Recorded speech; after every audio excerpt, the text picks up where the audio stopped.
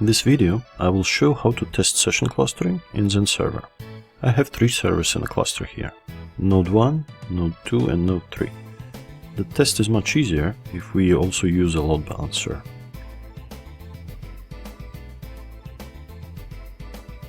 The IP address of my HA proxy load balancer is this, blah blah 80. HA proxy will route the incoming requests to these IP addresses, my nodes 1 through 3. And it will use round robin, because this is the most convenient strategy for testing. It will route the request to 81, then 82, then 83, then to 81 again, and so on, predictably. In my local hosts file, I have added the load balancer's IP address and the short name, sctest. Just to verify that everything works as expected, I'm requesting this sctest in my browser. Works fine. It is loading this page from one of the servers behind HA proxy. Now what we need to do is deploy the test script. It is called test.sc and version.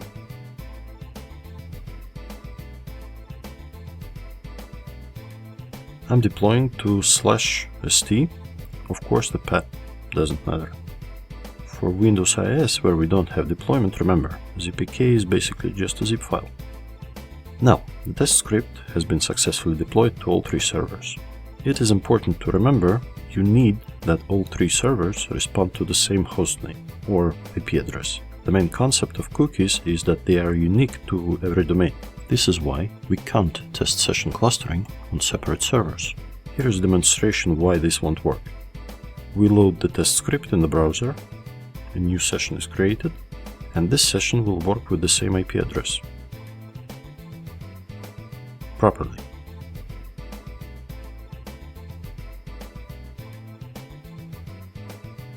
If we load the same script from a different IP address,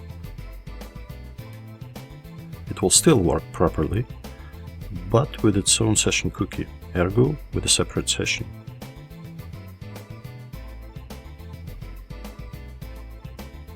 Session of 81, session of 82. All works, but doesn't help us test session clustering.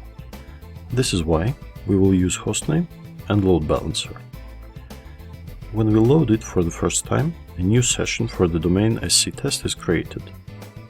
The script shows us to which server this request was routed, to 82.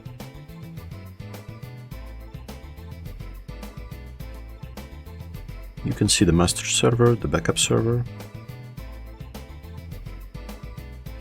Now we'll reload the script to really test session clustering. The request landed on 83, but the session was successfully retrieved from the master server, 82. Reloading the page shows load balancing, round robin, and session clustering working in perfect harmony.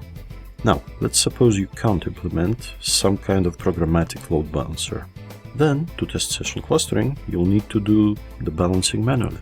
The only problem here is that you still need to preserve the same cookie domain between requests to different servers.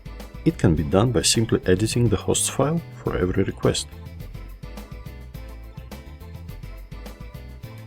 To show this, I will change the IP address in mine to 81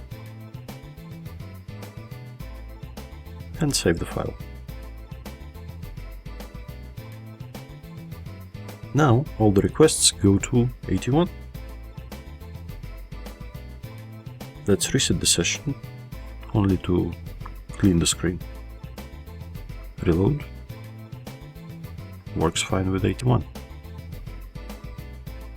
Now let's change to 83. Save.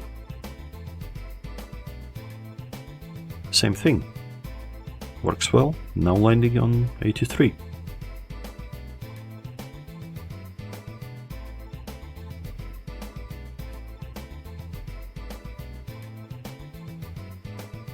'82.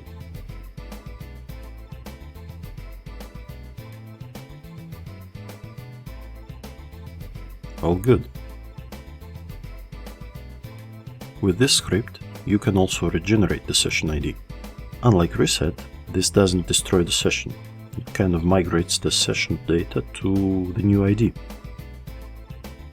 Regenerating the session ID is very common and is widely used for better security in PHP programs.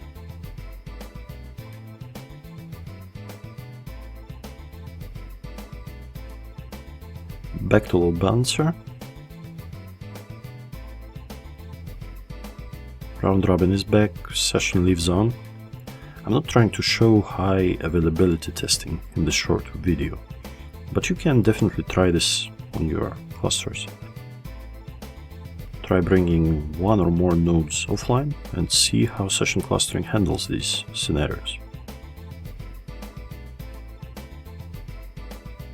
The ZPK has an additional script which may help you test some finer aspects of session clustering.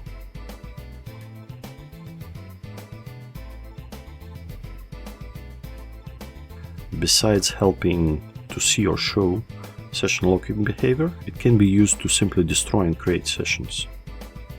I'm destroying the session and the cookie, setting to 10 seconds to keep the video short, and starting 2 sessions, because there is no cookie and no particular session was requested. BM something.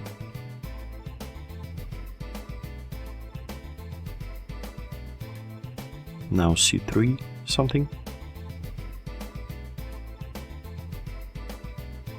Now we have a cookie and we'll lock the session in this cookie. By the way, which session went into the cookie?